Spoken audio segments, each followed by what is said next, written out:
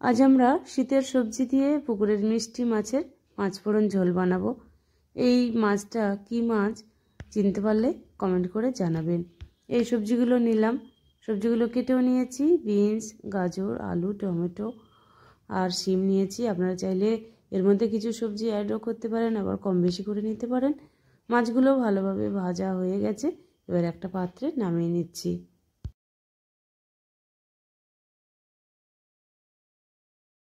মাছ ভাজার পরে কড়াইতে যেটুকু তেল রয়েছে ওই তেলের মধ্যে আমি সবজিগুলো ভেজে নিচ্ছি।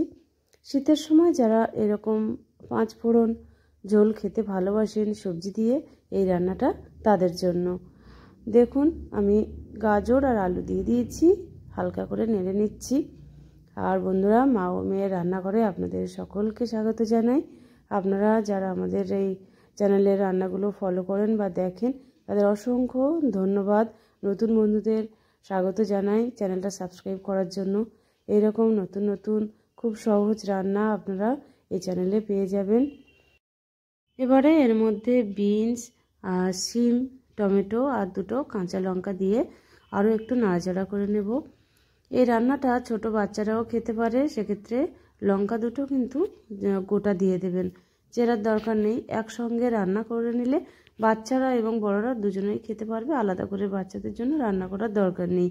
তো বন্ধুরা, এবারে এই সবজির মধ্যে দিয়ে দিচ্ছি পরিমাণ মতো লবণ আর হলুদ। হলুদ আর লবণ দিয়ে আরও একটু নাড়াচাড়া করে নেব বা একটু কষিয়ে নেব। নেওয়ার পরে পরিমাণ মতো জল দিয়ে দেব। নুন হলুদ দেওয়ার পরে সবজিগুলো মোটামুটি কষানো হয়ে গেছে। এবারে এর মধ্যে পরিমাণ মতো জল দিয়ে দিচ্ছি। আপনারা যেমন ঝোল খেতে পছন্দ করেন সেই হিসেবে জলটা দিয়ে দেবেন। এবারে ঝোল ফুটে না ওঠা পর্যন্ত অপেক্ষা করব।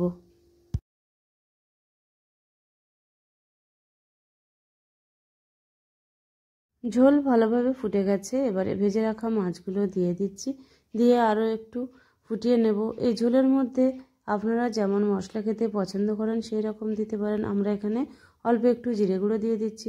আপনারা চাইলে ধনে গুঁড়ো বা মরিচ গুঁড়োও দিতে পারেন, কোনো অসুবিধা নেই। আবার বাটা মশলাও ব্যবহার করতে পারেন।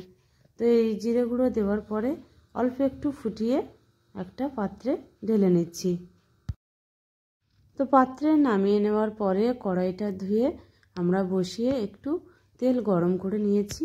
আর এই গরম তেলের মধ্যে হাফ চামচের মতো পাঁচফোড়ন দিয়ে দিলাম। পাঁচফোড়ন থেকে খুব সুন্দর একটা গন্ধ বেরোনোর পরে ওই যে ঝোলটা ঢেলে নিয়েছিলাম পাত্রের মধ্যে, সেটা এই পাঁচফোড়নের মধ্যে ঢেলে দেব। তো বন্ধুরা, আমাদের এই রান্নাটা আপনাদের কেমন লাগলো কমেন্ট করে জানাবেন। আর যারা পাঁচফোড়ন খেতে পছন্দ করেন না, তারা কালো জিরে দিয়েই এরকম পাতলা ঝোল বানিয়ে নিতে পারেন।